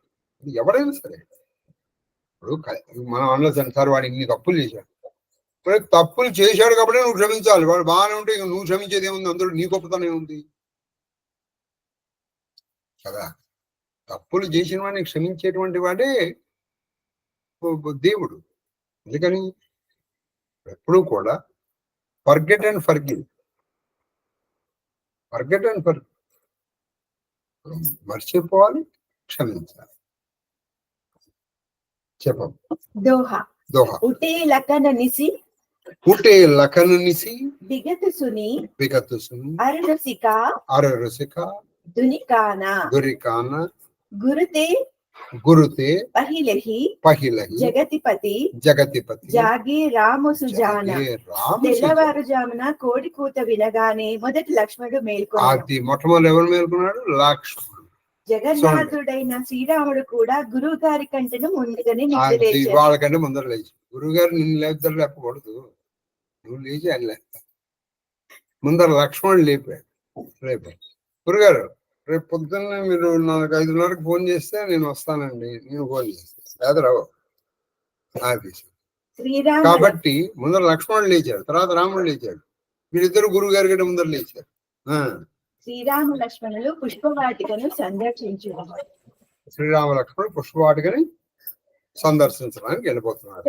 చౌపాయి సకల శౌచుకరి జాయి నహాయే నిత్య నిబాహి మునిహి శిరనాయే సమయజాని గుర ఆయసుపాయి లేన ప్రసూన చలే దోబాయి భూప బాగు బరదేఖవు జాయి జహా వసంత రితు వసంత రితు రహిలోబాయి లాగే విటపు మనోహర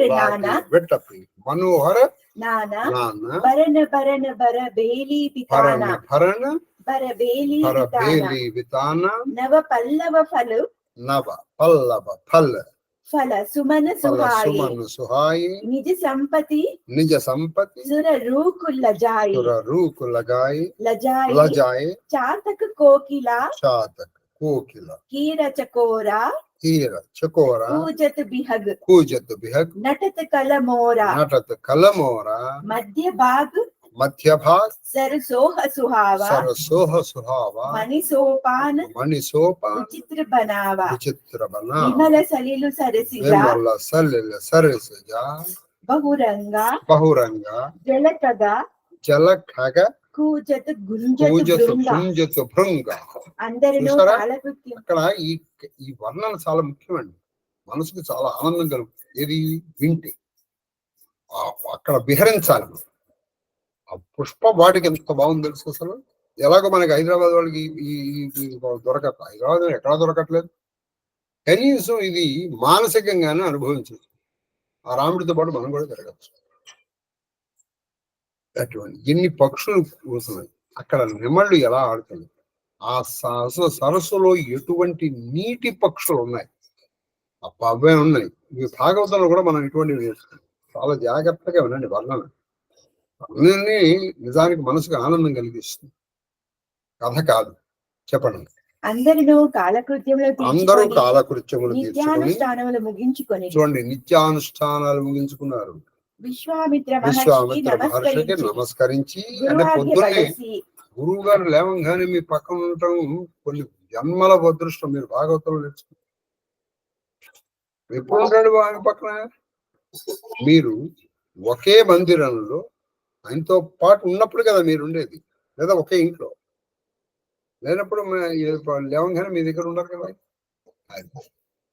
గురువాక్య బడసి పువ్వులను తీసుకొని వచ్చుటకే తోటకు బయలుదేరి. గురువాక్యం నాన్న పూలు తీసుకొస్తారు, పూజ చేసుకున్నాను. అలాగే గురుగారు అని వీళ్ళు వెంటనే ఆ పుష్ప వాటికి వెళ్ళారు. వారు జనక మహారాజు గారి సుందర ఉద్యానవన ప్రవేశించి, అది మంచి ఆ ఉద్యానవనంలో ప్రవేశించారు. రామలక్ష్మణుడు ప్రవేశించి అచ్చట వసంత ఋతుశోభ మూర్తి భవించి ఉండెను. అసలు వసంత ఋతువు ఆకారం దాల్చిందా అన్నట్టుగా ఉంది ఇది ఆ ఉద్యానవనంలో. వివిధ వర్ణముల పుష్పములు, వివిధ వర్ణములైన పుష్పములు చక్కగా వికసించి ఉన్నాయి. మనోహరమైన వృక్షములు, నూతన ఫల పుష్పములతో కల్పతరువుల మనోహరమైన వృక్షములు అవి ఎలా ఉన్నాయంటే చెట్టు నిండా పువ్వులు కాయలతో, అసలు పువ్వుల కాయల బలవలతో చెట్టు వంగిపోతుందా అన్నట్టుగా ఉన్నాయి. చెట్టుకి అందం పూలు పళ్ళే కదండి, లేకపోతే మూడు అంటాం. పూలు పళ్ళు ఆకులతో చక్కగా ఉన్నాయి. లతా మండపముల యందు ఆ లతా మంటపములు అంటే లతలు అంటే తీగలు, అక్కడ అనేక పక్షులు, చాతకలు, కోయిలలు, చిలుకలు, మధుర స్వరములు మిక్కిలి ఆహ్లాదమున కొలుపుచుండెను. పొద్దున్నే ఒకప్పుడు పల్లెటూళ్ళలోనూ వినిపించేది, మనకి పొద్దున్నే వినిపిస్తుంది. అందుకని మనం అలారం పెట్టుకోం, అంతే కదా. ఒకప్పుడు అలారం కోడికూత, కోడికూతకి లక్ష్మణుడు లేచేశాడు, మొదటి కోడికూతకి. నాకు తెలిసి ఇప్పుడు కోళ్ళు కూడా అసలు కూస్తున్నాయో లేదో తెలియట్లేదు. కాబట్టి నెమళ్ళు నాట్యమాడు మధ్య రమణీయ సరోవరము కలదు. ఆ వనంలో మధ్య రమణీయ సరోవరం, ఆ సరోవరం కమల, ఆ కమలాలు మంచి వాసన, ఆ కమలాల మీద వాలి రొద చేస్తున్నటువంటి తుమ్మెద, మధు బాగా తాగి మత్తెక్కి రొద చేస్తున్న తుమ్మెద, జలపక్షుల కలకలారావు మనోజ్ఞములై ఒప్పారుచుండెను. అలా చాలా బాగుంది. ఊహించుకోండి దాకా మనకి ఎలా, మీరు ఇది ఊహిస్తూ పడుకోండి, చక్కటి నిద్రపడదు, నిద్ర పట్టణవాడు కూడా పడు, అలా ఊహించుకో. అందుకని మనం పడుకోబోయేటప్పుడు ఇటువంటి చూసుకోవాలి. అందుకని ఒక భయంకరమైన సినిమా చూసి అటువంటి చూశాడు కూడా ఆ భయంకరమైన మా కళ్ళలోకి వస్తాయి. చెప్పండి. బాగు తడాగు బిలోకి ప్రభు హర్షే బంధు సమేత పరమ రమ్య ఆరామయహు జో రామహి సుఖదేత. ఆ తోటను సరోవరమును చూచి రామలక్ష్మణులు మికిలి ముగ్ధులైరి. సరోవరం ఎంతో ఆనందంగా, అందరికీ సర్వసుఖప్రదుడైన శ్రీరాముడి కూడా ఆహ్లాదపరుచున్నట్టు ఆ ఉద్యానవనము ఎంత అందంగా ఉన్నదో. అసలు అది ఎంత అందంగా ఉందంటే, రామ దర్శన మాత్రమన వాళ్ళు నిన్న రోజున ఆయన ఎంతమందిని ఆనందపరిచాడో చూసాం మనం. ఆ బాలకులు కావచ్చు, యువతులు కావచ్చు, ఆ మిథిలానగర ప్రజలు ఆనందపడిపోయారు. అటువంటి రాముడికి ఆనందం కలిగించినటువంటి ఆ వనము ఇది ఎంత అందంగా ఉందో మరి మీరు ఊహించుకోవాలని మనం చెప్తే అసలు చెప్పలేము. రాముడిని ఆనందపరచగలిగింది ఇది అందరికీ ఆనందదాయకుడు అయినటువంటి ఆ రాముడు.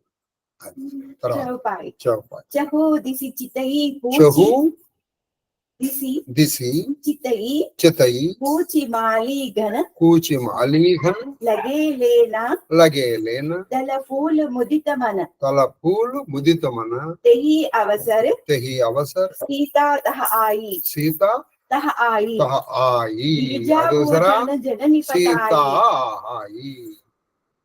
మన హిమక్క కోరిక ఏంటంటే శుక్రవారం నాడు సీతాదేవి రావాలి. వచ్చేసి ఆవిడ కోరిక, ఆవిడ సంకల్ప సిద్ధురాలు కాబట్టి కొంతమంది సిద్ధ సంకల్పులు ఉంటారు. అంటే వాళ్ళు సంకల్పిస్తే అయిపోతుంది. వాడు అందులో అంటాడు చూడండి, మనిషిది కోరిక, దేవుడిది శాసనం. స్వామి మీరు దేవుడు, మీరు అనుకోండి అయిపోతుంది. నాకు వీడి నా మీద ఎక్స్పెక్టేషన్స్ చాలా ఎక్కువ ఉన్నాయి. అలాగే దేవుడిది శాసనం, మనిషిది కోరిక. వాడు సిద్ధ సంకల్పరాలు. అందుకే శుక్రవారం, అందులో శ్రావణ శుక్రవారం లక్ష్మీదేవి వచ్చేసింది. ఆ వనవాటికి ఆవిడ కూడా వచ్చింది. అది మొట్టమొదట ఈ సీతారాముల యొక్క అదేంటంటే కామేశ్వర ముఖాలోక కల్పిత శ్రీ గణేశ్వర అన్నట్టుగా వీళ్ళిద్దరికి ఆలోకములు ఒక విధంగా కళ్ళు కలిసి. ఆవిడ అక్కడ ఎందుకు వచ్చిందంటే గిరిజలు పూజ చేస్తారు. ఇప్పటికీ ఆచారం ఉందండి, అదే మంగళ గౌరి పూజ చేయడం. మనం గౌరీ పూజ చేయిస్తారు కదా పెళ్లి కూతురు చేత. ఒకప్పుడు ఏం చేశామంటే మందిరానికి పంపించేవాళ్ళు. ఇప్పుడు రుక్మిణీదేవిని కూడా పంపించారు అక్కడికి. ఆ భవాని అక్కడే ఆవిడ చెప్తుంది, నమ్మితి నామనంబున సనాతనులైన ఉమామహేశులన్ మిమ్ము పురాణ దంపతుల మేలు భజింతు గదమ్మ మేటి పెద్దమ్మ దయాంబురాసి విగదమ్మ హరింపతి చేయుమమ్మ నిన్నమ్మిన వారికెన్నటికి నాశము లేదు గదమ్మేశ్వరి. ఆవిడ నమ్మిన వాళ్ళకి ఎన్నటికీ నాశనం లేదు. 1925లో ఒక విద్యార్థి చదువు కోసం విశాఖపట్నం వెళ్ళి తల్లిదండ్రులకి దూరంగా ఉన్నానని బాధపడుతూ ఉంటే వాళ్ళ నాన్నగారు ఈ మాట రాశారు, నిన్ను నమ్మిన వారికి ఎన్నటికి నాశము లేదు కదమ్మా ఈశ్వరు. ఆయన నువ్వు ఏ తల్లిదండ్రులకు దూరం అయ్యావు? ఈ జన్మకి నేను నీకు తండ్రి. ప్రతి జన్మలోనూ నీకు నాకు తల్లిదండ్రులు ఆ ఉమామహేష్. వాళ్ళని నమ్ముకుంటే ఎప్పటికీ నాశనం. ఆ మాటతో అతని జీవిత గమనం మారింది. అది సంగతి. కాబట్టి తల్లిదండ్రులు ఇలా చెప్పాలండి, హరిజేరుమనిడి వాడు తండ్రి. ఎవరు తల్లి తండ్రి అంటే అన్న చక్కగా పూజ చేసుకుని ఈ జీవుడిని ఉద్ధరించుకోవాలని ఎవరైతే చెప్తారో వాడు తండ్రి, వాడు తల్లి. మరి మిగతా వాళ్ళండి జన్మకారకులు అని పిలవవచ్చు అని పోతన గారు చెప్పారు. వాళ్ళకి జన్మకారకులు అయ్యారు. You are instrumental for their coming on to the earth. వాళ్ళు నిజంగా మీరు వారి శ్రేయస్సు కోరుకున్న వాళ్ళే వాళ్ళలో ఆ భక్తిని నింపుతారు. అది సంగతి. కాబట్టి ఇక్కడ ఆ తల్లి ఆ భవానీ మాత పూజ చేస్తుంది.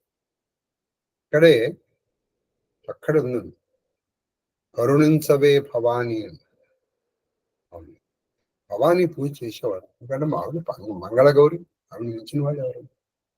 అది నిజానికి ఇప్పుడు ఆవిడ మాంగళ్యం. ఇప్పుడు మన ఉత్తర హిందూ సంప్రదాయంలో ఈ మంగళసూత్రం కట్టడం లేదు. ఈ రామచరిత్రలో కూడా వాళ్ళకి పాణిగ్రహణమే పెళ్లి. పాణిగ్రహణం అంటే ఇక్కడ చేపట్టుకోవడం అయిపోయింది, పెళ్లి అయిపోయింది. మనకి మంగళసూత్రం. అందుకే పోతన గారు మృంగెడున్నది విషమని, మృంగెడు వాడు విపులని, మృంగమని సర్వమంగళతన మాంగళ్యమని చెప్పమ్మ. గిరిజా పూజన గిరిజా పూజన్ జనని పటాయి జనని పటాయి సంగ సఖి సంగ సఖి సబ్ సుబగ్ సయాని సబ్ సుగసుయ అని ఆవిడ ఒకతే వస్తుందా? ఆవిడ ఎటువంటి ఆవిడ? దాసీభూత సమస్త దేవవనితాం, దేవతా స్త్రీలందరూ ఆవిడ దాసి. ఆవిడ ఒకతే వస్తుంది ఏంటి?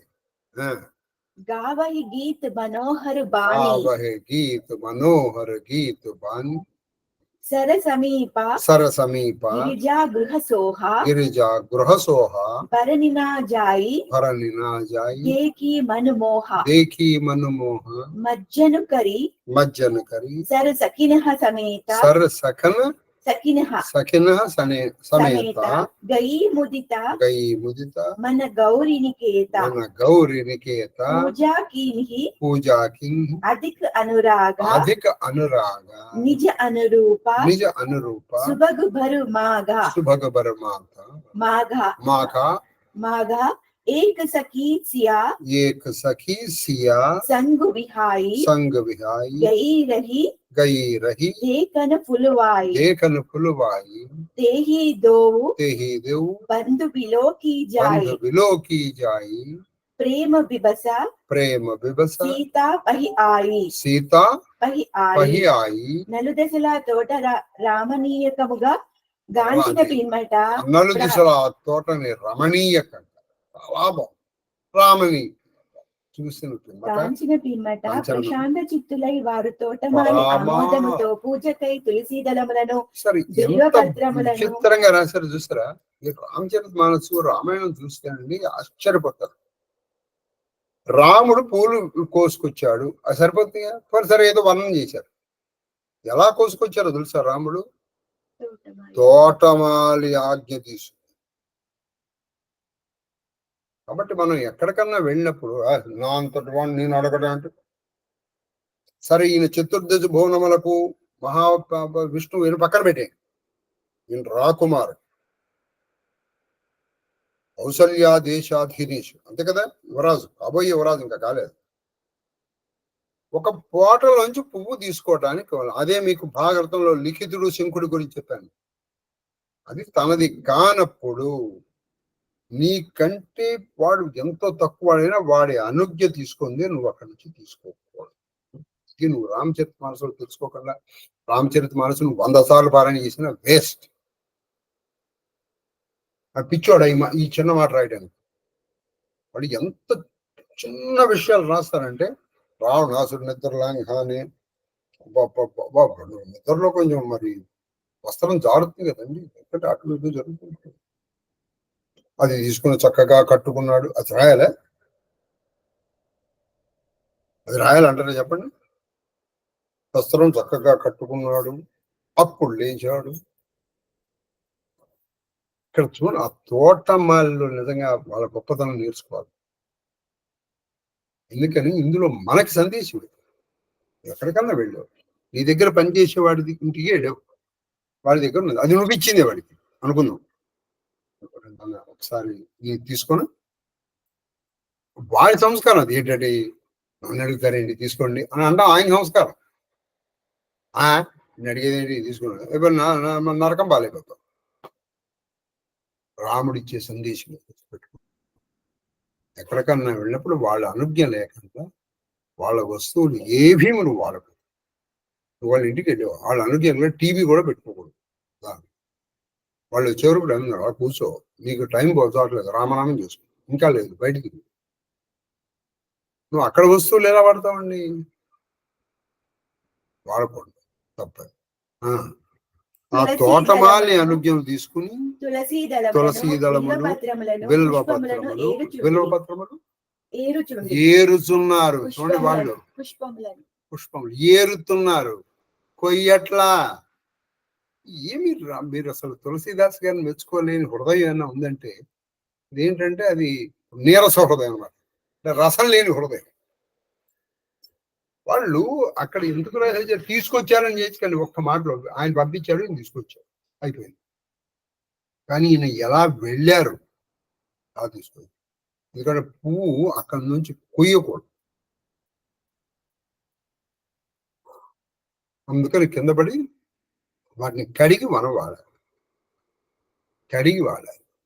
ఎప్పుడన్నా కోయాల్సి వస్తే దానికి నమస్కారం పెట్టి అప్పుడు కోసుకోవాలి. అమ్మ నీ ఆకులు నీ కూరలు నేను తీసుకుంటున్నామో క్షమించు అని. కాబట్టి అవి చేరుకున్నారు. తర్వాత అదే సమయమున సీతాదేవి గౌరీదేవిని పూజించుటకు తల్లి అనుమతితో అచ్చడికి వచ్చాను. ఆ వాళ్ళ అమ్మగారి కన్యాదేవి అనుమతితో అమ్మ ఈ ధనుర్యాగం ప్రారంభమవుతుంది కాబట్టి నేను ఒకసారి భవానీ మాతను పూజ చేసి వస్తానమ్మా గిరిజాదేవి అంటే వెళ్ళిరా తల్లి అని ఆవిడ పంపించాను. సీతా ఎంట్రన్స్, సీతా రంగ ప్రవేశం, మహాలక్ష్మి రంగ ప్రవేశం. ఆమె వెంట ఆమె సకులైన సుందరి ఆమె సుఖరుడు ఇంచు సుందరుడు చెలిగత్తు. వారు మధురముగా పాటలు ఆలపించుచుండి వాళ్ళు మంచి పాటలు పాడుతున్నారు ఈవిడికి ఆనందం కలిగించారు వినోదాన్ని. సరోవర సమీపమునే గిరిజాదేవి మందిరము కలదు. ఆ సరోవరం సమీపంలోని చక్కగా గిరిజాదేవి మందిరం ఉంది. అక్కడే వీళ్ళు ఏరుకుంటున్నారు. ఆ మందిర శోభ వర్ణనాతీతము. మందిరం చాలా అందంగా ఉంది. అది చూచిన వారి మనసులను హరించుచుండెను. మందిరం చాలా బాగుంది. చూసేటప్పటికీ మనస్సుని బాగా ఆకట్టుకుంటుంది భవానీ మాత్రం. సకులతో కూడి సరోవరమున స్నానమాడి. ఒకప్పుడు ఈ కోనేరు ఎందుకు ఉండేదంటే అక్కడ స్నానం చేసి వెళ్ళేవాడు ప్రతివాడు. సరే ఇప్పుడు అందుకని కనీసం నీళ్లు జల్లుకొని వెళ్ళమంటారు. ఎందుకంటే మనం రోడ్డు మీద నడిచి వస్తాం కదండి. మనం ఎంత పవిత్రంగా నువ్వు ఇంట్లో స్నానం చేసి వెళ్ళినా రోడ్డు మీద నువ్వు ఏదైనా అపవిత్రం అవ్వచ్చు కదా. అందుకని ప్రతి గుడిలోనూ కోనేరు ఉంది. అక్కడ చక్కగా స్నానం చేసి అక్కడ ఏవో కూర్చొని చేసుకో. సరే ఇది అప్పుడున్న పరిస్థితి. ఇప్పుడు దేశకాల పరిస్థితుల్లో అది కుదరదు. పెద్ద పెద్ద క్షేత్రాల్లోనే కుదరట్లేదు. ఏ మామూలు గుళ్ళల్లో ఎక్కడ కుదరదు. కానీ చూసారు ఆవిడ చూడండి ఎంత ఆవిడ బయలుదేరింది ఎక్కడి నుంచి అంతఃపురం నుంచి వచ్చింది వాళ్ళ పుష్పాటుగా. కానీ ఇక్కడ స్నానం చేసి వెళ్ళిందని చెప్తున్నారు. ఇది మీరు రామచరితమానస్ మీరు వాల్మీకి రామాయణం కూడా ఇలాగే చదవాలి. కథ కథ కథ కథ కథ కథ కథ కథ ఏం చేస్తారు కదా నీకు తెలియదే ఉంది. రాముడు సీతను పెళ్లి చేసుకుంటాడు. ఈ సీతను రావణాసుడు అపహరిస్తాడు. మళ్ళీ రాముడు వెళ్ళి వాడు చంపేస్తాడు. సీతను తెచ్చుకుంటాడు. మళ్ళీ సీతను అడవులు చేతులు అయిపోయింది. రేపటితో రామచరితమానస్ అక్కడ కాదే అనుకుంటే పెద్ద కష్టం ఉంది. మనకు తెలియదే ఉంది. ఈ వర్ణనల దగ్గరే మనం నేర్చుకోవాల్సినవి ఉంటాయి. అక్కడ మనం కూడా కన్వీనియంట్ గా ఏం చేస్తామంటే అదే దాటేసి కథ తెలుసుకుని వచ్చేస్తాం. సీతాదేవి ప్రసన్న చిత్తముతో గిరిజా మందిరమునకు పోయెను. అంటే దేవుడి మందిరానికి నువ్వు ఇప్పుడు ఎలా వెళ్ళాలి? ప్రసన్నంగా వెళ్ళాలి. అంటే ప్రశాంతంగా వెళ్ళాలి. వాళ్ళ పొద్దున ఇంత మాట అంటాడు వాడు వీడి పెట్టాడు. రామకృష్ణ పరమహంస చెప్పాడు జపం చేసేవాడి మొహం చేసి చూస్తే వాడు ఎలా చేస్తున్నాడో చెప్తారు. ప్రశాంతంగా చేయాలి. నువ్వు వాడితో కొట్టాడు వీడితో కొట్టాడు అప్పుడు నువ్వు చెప్పాలి. కొంతమంది ఉంటారని నేను చూసిన జపం చేస్తున్నాను. ఎక్కడ వచ్చావరా? రామ రామ హరి రామ రామ. ఈ మధ్యలో ఈ అరుపులు ఇంకెందుకు నీ చెప్పాలి. కానీ జపంలో ఆపే కనీసం కొంతసేపు మళ్ళీ ప్రశాంతత వచ్చే వరకు జపం ఆపేయచ్చు. అది సార్ చెప్పం. మిక్కిలి భక్తి శ్రద్ధలతో గౌరీదేవిని పూజించి తనకు తగిన సుందరుడైన వరుని కోరెను. ఆవిడ భక్తి శ్రద్ధలతో పూజించి అందుకే మీకు తెలుసో తెలీదు కానీ ఒక సినిమాలో పక్కక్క ఆవిడ వచ్చింది భవాని కరుణించవే భవాని అని. అయితే అక్కడ డైరెక్ట్ గా ఆ రఘుకులేశుడు నా పతిగా వర్ణించమ్మా అని ఆవిడ చెప్పేస్తుంది. కానీ ఇక్కడ మాత్రం ఒక సుందరుడు నాకు తగిన వరుణ్ణి నాకు ప్రసాదించమ్మా అని ప్రార్థన చేసింది. వారిలో ఒక సఖి సీతాదేవిని వదిలి తోటను చూచుటకు బయలుదేరాను. ఒక సఖి ఏం చేసింది? సీతాదేవిని చోటను చూద్దామని చోటకెళ్ళి ఆమె రామలక్ష్మణులను చూచి వారి అందచందములకు అబ్బురపడి సీతాదేవి కడకు వచ్చాను. ఈవిడ వెళ్ళింది. ఇటు వచ్చింది రామలక్ష్మణుడు. మళ్ళీ సీతాదేవి దగ్గర వచ్చి దోహా తాసు దశా దేకి సఖినః తాసు దశా దేకి సఖినః పులక గాత జలనయన कहू कारण निज हर्षकर पूछई सब मृदुबाई పులకిత గాత్రై ఆనందాశ్రులతో అచ్చటికి చేరిన ఆమె ఆవిడ దశను చూచి పులకిత గాత్ర ఆనందంతో ఆవిడ కళ్ళ మంటించి నీళ్ళు వస్తుంది. ఆవిడ యొక్క స్థితిని చూసి సకులు ఆమె సంతోషమునకు కారణమును "అరే, ఏమిటి అడగసాగిరి. ఏమైంది ఏమైంది ఏమైంది ఏంటి ఇంత ఆనందంగా ఉన్నాయేంటి ఏంటి అక్కడ కళ్ళు గగుర్పడి చేస్తున్నాయి, ముఖం చాలా విప్పారిపోయింది, ముఖం చాటంత అయింది ఆవిడ. ఏమిటి ఏమిటి ఏమైంది అంటే నువ్వు ఏదైనా ఆనందం చూసినప్పుడు కదా జరిగింది, కాబట్టి ఏమైంది అని ఆవిడ ఆరా తీశారు. ఎవరు మిగతా వాళ్ళు తీస్తే తర్వాత చెప్పచ్చా అంటే టైం ఉంటే చెప్పచ్చు. 8:16 మరి చెప్పచ్చా? ఎలా చెప్తావు? 3 కదా. మరి అవి రెండే కదా. నేను ఇప్పుడు 12 వరకు కూర్చోవాలి, మరి నువ్వు కూడా కూర్చుంటావు 12 వరకు కూర్చో. మీరు చెప్పండి.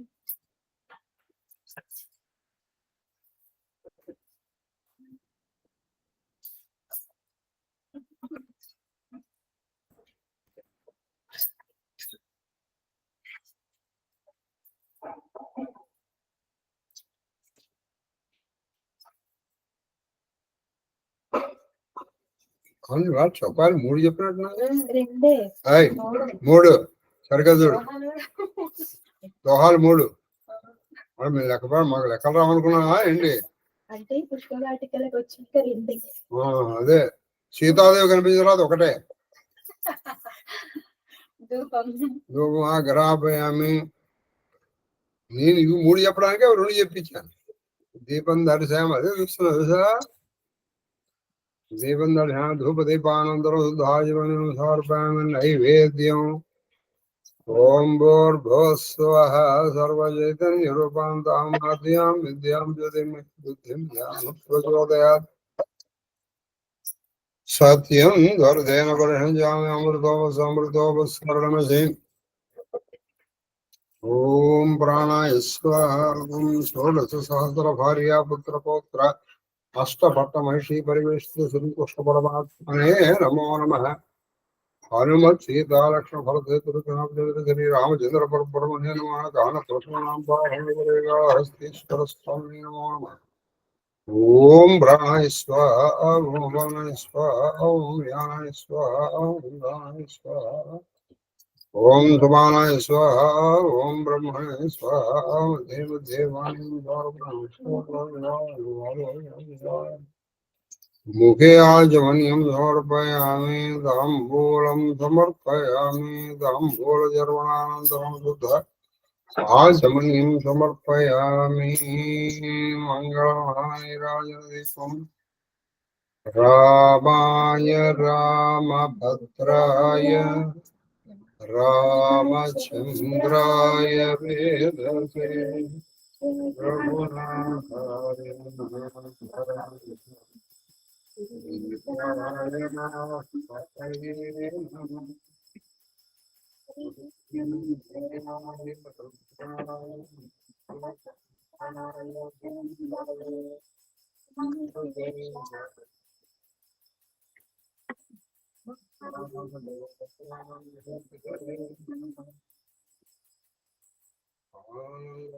కర్పూర నీరాజన దీపం దర్శయామి. నీరాజనానంతరం శుద్ధ ఆజమన్యం సమర్పయామి. నమస్కరోమి. హర నమో పార్వతీపతయే. హర హర మహాదేవ. ఆది గృహస్థేఖరుడవైన నిను భవతాపన క్షుదావేదన చే తపకుతపవేళ కనుగొనగల్గే బ్రహ్మ విద్యోదన భిక్షనాదు హృదయం బనిడు పాత్రమునందు పెట్టవే ఆదరమొప్పగా పునరయాచిత వృత్తి సుఖింతునీశ్వర.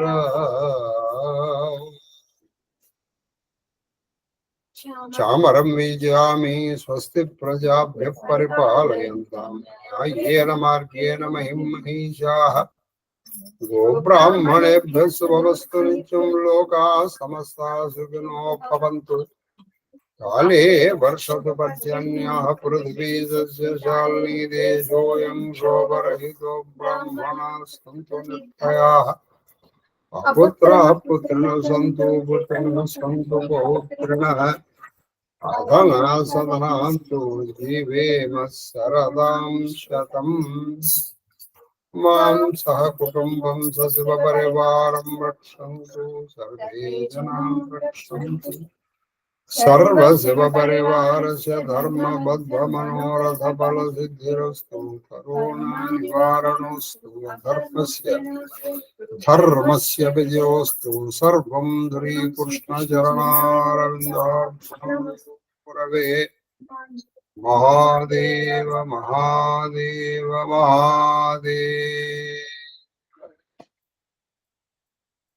महादेव महादेव मास्टर महादेव महादेव महादेव महादेव महादेव महादेव शास्त्री गाరు महादेव महादेव महादेव गुरु गाరు महादेव महादेव महादेव तल्ली कामाक्षम गाరు महादेव महादेव महादेव मास्टर महादेव महादेव महादेव तल्ली मानसम्म गाరు महादेव महादेव महादेव महादेव गुरु महादेव महादेव महादेव नायना కేక్యూ మహాకామేశ్వరుడు సుందరేశ్వరుడు అని పేరు ఎందుకు వచ్చిందో ఇప్పుడు క్లియర్ గా పిక్చర్ కనపడింది సార్. महादेव ఇటువంటి రూపం ఏ ఫోటోల్లో కానీ ఎక్కడ కనపడలేదు ఇప్పుడు దాకా. అసలు ఈవెన్ కొన్ని సీరియల్స్ కూడా చూసా కానీ అందులో కూడా ఎక్కడ కనపడలేదు. శివుడిది కాశీఖండం చదివితేనా లక్షారామ భీమేశ్వరుడిది లక్షారామంలో అందుకే మీకు 24 గంటలు ఉండాలి. అక్కడ కొన్ని సేవలు జరుగుతాయి, మనకు ఆశ్చర్యం వేస్తుంది. అందులో ప్రతిరోజు శోభన సేవ కూడా జరుగుతుంది. అక్కడ అలా బాగుంటుంది. అది ఏంటో మనకు అనిపిస్తుంది. అలాగే ఇదే సేవ మళ్ళీ మనకి మధురలో జరుగుతుంది, మీనాక్షి సుందరేశ్వరి. అక్కడైతే ఒక మంచం కూడా ఏర్పాటు చేస్తారు. ఒక మంచం ఏర్పాటు చేస్తారు, ఆ సేవ చేస్తారు. ఆ చుట్టూ ఇది ఒక పరదాలాగా కట్టేస్తారు. ఆ మర్నాడు పొద్దున్నే తీసుకొస్తారు. విచిత్రం తెలుసా, మధురలో మీకు ఇందాక చెప్పాను. అక్కడ ఎలా ఉంటుందంటే ఈ సుందరేశ్వరుని ఇటు తీసుకొస్తారు. అక్కడ విచిత్రం ఏంటంటే సుందరేశ్వరుడు కుడి వైపున, మీనాక్షి ఇటువైపు ఉంటాడు. మీనాక్షి కనుక ఇటు ఇటు ఉండాలి కదా, కానీ ఇటు ఉండాలి. అందుకని వాళ్ళు ఈ రెండింటి నుంచి మేళతాళాలతో తీసుకొస్తారు. రోజు తీసుకొచ్చి ఇలా వేసేస్తే పరదాలు కట్టారు. ఆ మర్నాడు వీళ్ళు మళ్ళీ తీసుకుని వెళ్ళాలి కదా, సుందరేశ్వరుడు ఇటు, మీనాక్షి ఇటు ఉంటారు. ఈరోజు అది చూడటానికి అసంఖ్యాకంగా వస్తారు జనాలు అక్కడికి. ఏది మధుర. మీరు ఎప్పుడన్నా వెళ్ళినప్పుడు అవి చూడండి. ఎప్పుడన్నా క్షేత్రానికి వెళ్ళినప్పుడు ఏదో అంటుకుని ఆట ఆడొచ్చి వచ్చేయకూడదు. మనం చాలా మంది ఏం చేస్తామంటే భగవంతుడితోనూ క్షేత్రంతోనూ అంటుకుని ఆట ఆడొచ్చి వచ్చేస్తాం. అంటే వెళ్ళామా, ఇంకేమన్నా ఆ పక్కన ఏమన్నా మంచి రకరకాలు దొరికేటువంటి హోటల్ దొరికిందా, తిన్నామా, వచ్చా. ఇక మనం ఇక్కడికి వచ్చి ఏమిటయ్యా చెప్పిందంటే, వెళ్ళామండి క్షేత్రానికి వెళ్ళాము. అక్కడండి ఆ పక్కన మైసూర్ బజ్జీ ఉంది చూసారా, అబ్బా తిండాడండి, మైసూర్ బజ్జీ తిండాడని వీడు అక్కడ ఉందో వెళ్ళింది. అది మనం అందుకని మనం వాటి విలువ మనకి తెలియదు. మహాదేవ్ మహాదేవ్ మహాదేవ్ మహాదేవ్ మహాదేవ మహాదేవ మహాదేవ గురువు గారు మహాదేవ్ మహాదేవ్ మహాదేవ్ తల్లి శ్రీలలిత మహాదేవ గురువు గారు. మాస్టర్ గారు నమస్కారం. మహాదేవ మహాదేవ మహాదేవ మహాదేవ్ మహాదేవ్ మహాదేవ్ తల్లి జయలక్ష్మి గారు ఎలా ఉన్నారు? మహాదేవ్ బానే ఉన్నారు.